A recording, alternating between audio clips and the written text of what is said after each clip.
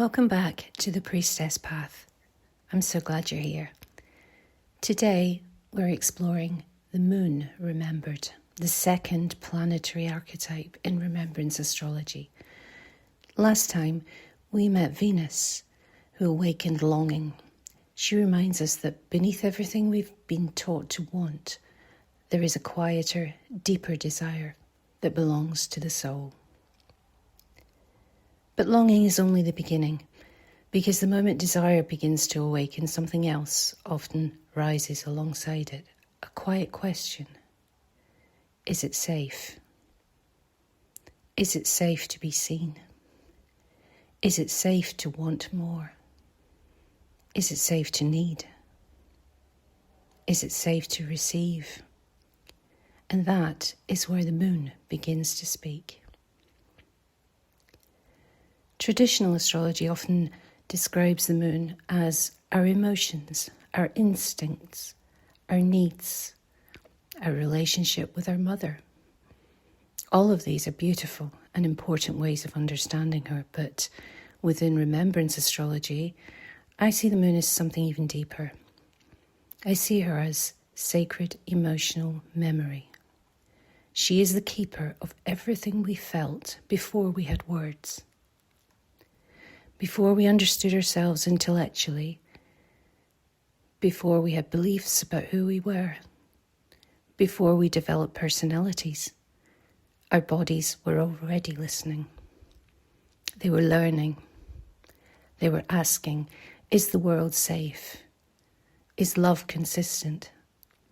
Is it safe to express myself? What happens when I cry? What happens when I feel angry? What happens when I need comfort? These questions aren't answered with language. They're answered through experience. And our emotional bodies remember those answers long after our conscious minds have forgotten them. I think that's something we often overlook. We imagine memory lives in the mind. But how many times have you walked into a room and immediately felt something you couldn't explain? Or caught the perfume that's transported you 20 years into the past? Or found yourself feeling anxious in a situation that seemed perfectly ordinary? The body remembers. The nervous system remembers. The emotional landscape remembers. The moon carries those memories gently.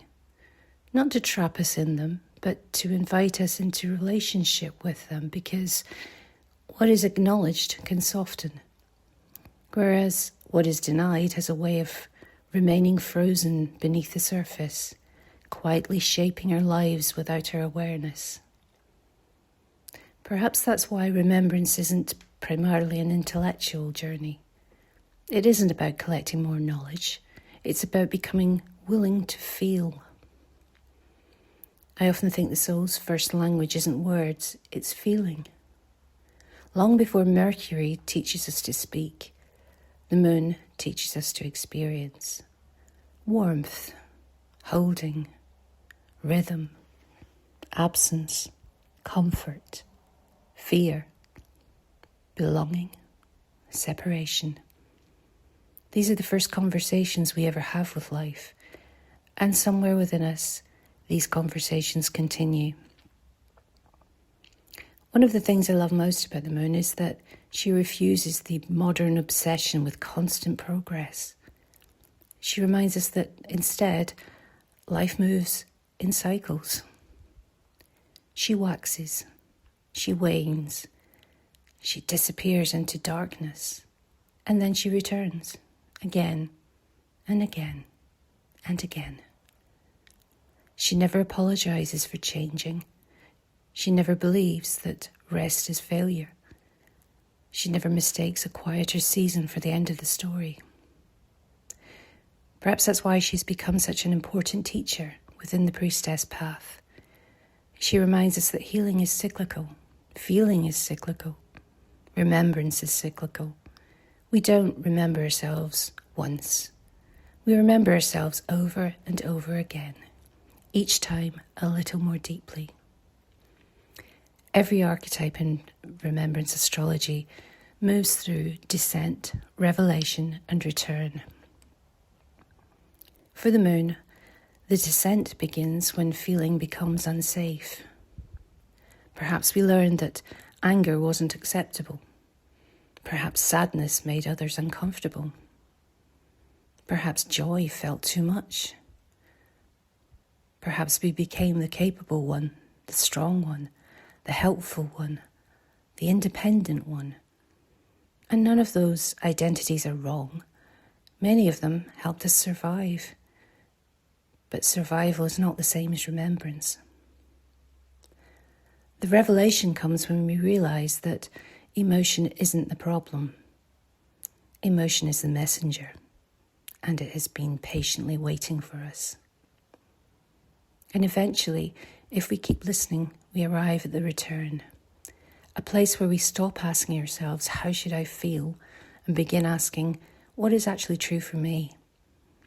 I think that's one of the quietest forms of courage there is, simply allowing ourselves to be honest. Because every remembered life begins with a feeling that is finally allowed to exist. As we close today, I'd like to leave you with a question. If the moon represents sacred emotional memory, what feeling has been quietly waiting for your permission? Not the feeling you think you ought to have, not the feeling that's socially acceptable, but the feeling that has been patiently waiting beneath everything you've done to survive. Perhaps that feeling is not here to overwhelm you. Perhaps it is simply trying to bring you home. Thank you for walking this path with me. Next time we arrive at the threshold, we'll meet Hecate, the ancient guardian of crossroads, torchbearer, and guide through the places where an old life ends and a truer one begins.